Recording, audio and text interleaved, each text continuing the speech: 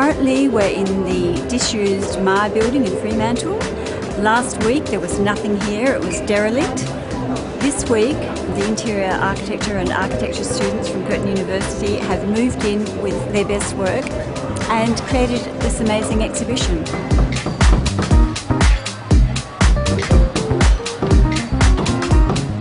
This is their opportunity to put that stuff on the wall in an open forum and display their thinking, their intelligence, their discovery.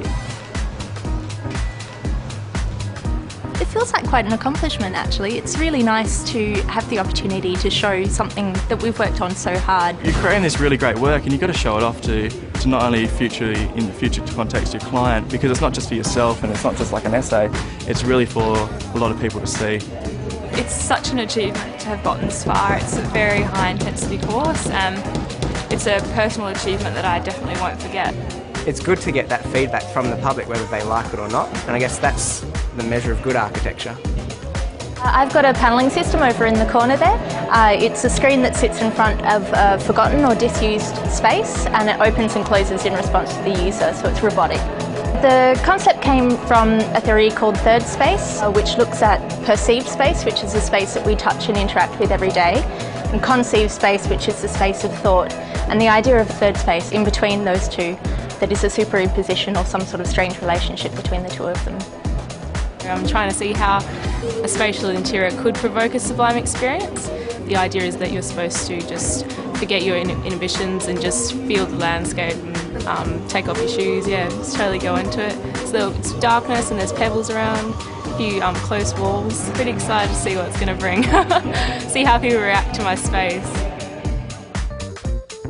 You know, when you're in the industry for a while, you tend to get a bit, I think sometimes things can get a bit stale or you get really bogged down in the real life issues such as budgets and, you know, clients. But when you're obviously looking around, you can see that the students don't have those kind of stresses and they're really free in their thinking, and the way that they actually approach design is really different.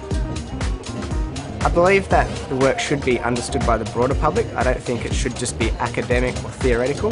If you're going to create a space for someone to explore and to engage and create an experience in, you need to have that experience as well to create that. So you find yourself really immersed in what you're doing and what you're testing. The way that it opened me up to my creativity, I didn't realise that I had certain skills before I started. I didn't realise that I could draw, I didn't realise that I could articulate my ideas.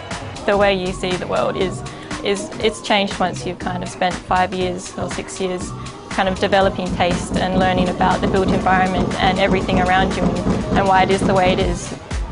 My outlook and the way that I react to the built environment, that's completely changed. I can't walk down a street and not be looking in the air.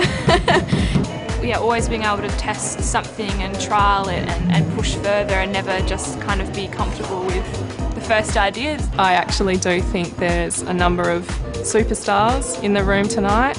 It's really not about the ordinary, it's about trying to make something special for everyone. I've come out knowing enough of certain things to interject them into my design and make sure that they're workable and understandable and they have the possibility to be built. I feel like I've got enough within myself to contribute to the field. Yeah, I'm hoping for big things. Yeah.